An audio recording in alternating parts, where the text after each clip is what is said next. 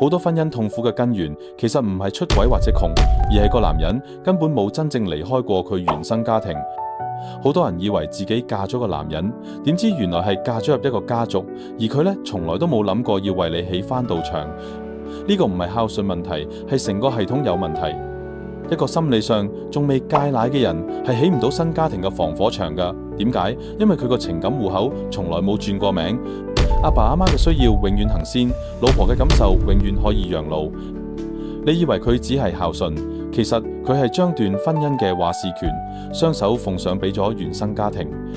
呢一種人唔係唔愛你，係佢根本未識點樣做一個獨立嘅大人。佢唔係你嘅伴侶，佢係佢阿爸阿媽嘅延伸品。當有衝突嗰陣，佢實會揀縮翻去嗰個安全區，因為喺嗰度佢唔使攜飛，唔使揸主意，淨係需要做翻個乖仔就得。而你就變咗嗰個可以被犧牲嘅變數。所謂嘅愚孝，其實本質就係逃避。佢用孝順呢個光明正大嘅理由嚟逃避對伴侶嘅責任，因為孝順呢兩個字好安全，冇人敢出聲挑戰。但係婚姻唔係咁樣玩嘅。婚姻係一份合約，需要你清清楚楚講明邊個先係你嘅第一位。如果你連呢個排位都搞唔掂，你根本就未準備好開始一段關係。點解咁多婚姻會亂晒龍？因為個排位由一開始就已經錯咗。當一個男人將阿爸阿媽擺喺老婆前面，佢段婚姻注定係冇邊界㗎。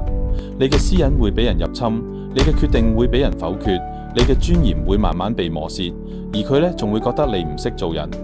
將伴侶擺喺第一位，唔係背叛阿爸阿媽，係對婚姻合約最硬淨嘅風險管理。因為你揀咗建立一個新嘅家庭系統，你就有責任去保護呢個系統嘅完整。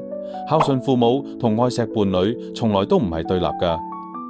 但係當你將父母嘅意願擺到高過伴侶嘅感受，你就係放棄咗做一個大人嘅權利。